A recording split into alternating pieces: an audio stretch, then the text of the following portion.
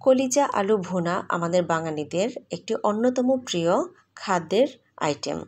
এই রান্নাটা আমরা প্রায় গৃহিণীরা খুব শখ করে করে থাকি পরিবারের জন্য।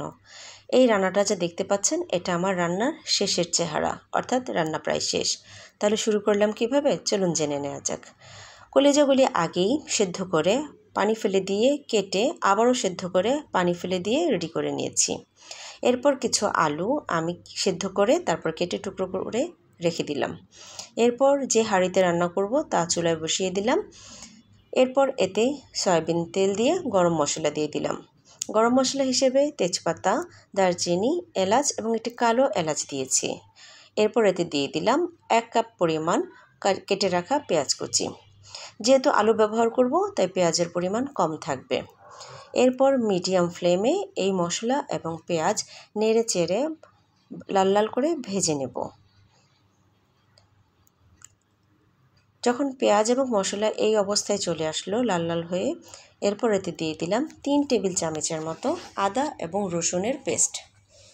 এরপর পেঁয়াজের সাথে আদা রসুনের পেস্টটাকে নেড়ে চেড়ে আর একটু কষিয়ে নিয়ে একটু পানি দিয়ে দিব। এবার পানি দেওয়ার পর এই মশলাটা ভালো করে নেড়ে এতে দিয়ে দিব হলুদ, মরিচ, ধনিয়া এবং জিরার গুঁড়ো এবং লবণ, সেই সাথে আমার নিজের হাতে বানানো একটি স্পেশাল গরম মশলা। এই গরম মশলা বলতে এখানে গরম মশলায় আছে পোস্তদানা, জয়ফল, জয়ত্রী, কালো এবং সাদা গোলমরিচ একসাথে। তো এই মশলাটা আমি দিয়ে দিলাম। এরপর ঢেকে প্রায় 5 থেকে 6 মিনিট এই মশলাটা কষিয়ে নেব। যখন এই মশলা কষানোর সময় তেল উঠে যাবে, মশলাটা একটু নিচে লেগে যাবে, তখন নেড়ে চেড়ে সবটুকু দিয়ে দিব কেটে রাখা রেডি করে রাখা কলিজার টুকরোগুলো।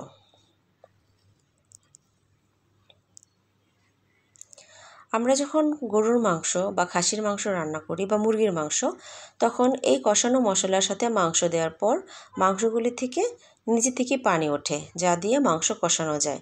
কিন্তু কলিজা রান্নার সময় কলিজা থেকে পানি ওঠে না, সেজন্য অল্প একটু পানি দিয়ে ঢেকে আরও প্রায় 6 থেকে 8 মিনিটের মতো কষিয়ে নেব।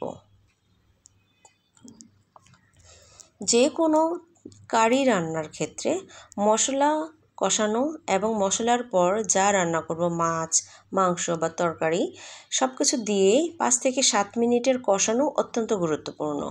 প্রয়োজনে একটু পানি দিয়ে অথবা সবজি বা মাছের বা মাংসের যদি পানি উঠে যায় সেটা দিয়েই কষিয়ে নিতে হবে।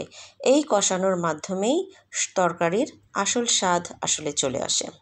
তো দেখতেই পাচ্ছেন আমার কষানোর শেষের দিকে প্রায় আবারও তেল উঠে গেছে, অর্থাৎ পানিগুলি শুকিয়ে গেছে। এবার আমি আরও 2 মিনিটের মতো ভালো করে সব কিছু নেড়ে ঠিক করে নেব। এই সময়ে এসে আমি দিয়ে দিব আমার রেডি করে রাখা সেদ্ধ এবং টুকরো করে রাখা আলুগুলি। এরপর আলতোভাবে এগুলি নেড়ে দেব। যেহেতু আলুটা সেদ্ধ করা, তাই খুব বেশি জোরে জোরে নাড়ানো যাবে না। যদি আমি আলুটা সেদ্ধ করে না নিতাম, তাহলে কলিজা যখন আমি কষানোর জন্য হাঁড়িতে দিলাম তখনই কেটে রাখা আলু দিয়ে দিতাম। যেহেতু সেদ্ধ করা, তাই আমি তখন না দিয়ে ঝোল দেওয়ার আগ মুহূর্তে আলুগুলি দিয়ে দিলাম। এবার পরিমাণ মতো পানি দিয়ে দিলাম।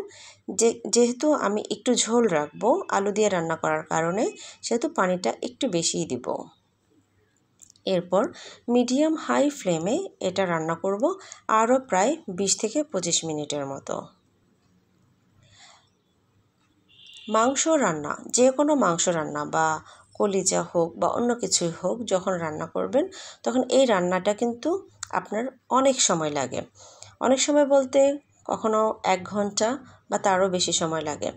রান্নার মিডিয়াম আঁচে এই রান্নাটা করা বা ভালো করে কষানোর পর মিডিয়াম বা লো মিডিয়ামে ফ্লেমে রান্না করা, তাহলে সেই তরকারির স্বাদ অনেক বেশি ভালো হয়।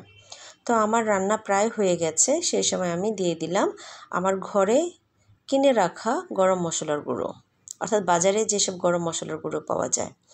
এরপর এটা ঢেকে আরও প্রায় 5 মিনিট রান্না করব এবং আরও 5 মিনিট পর এতে আমি কয়েকটি কাঁচামরিচ দিয়ে দিব।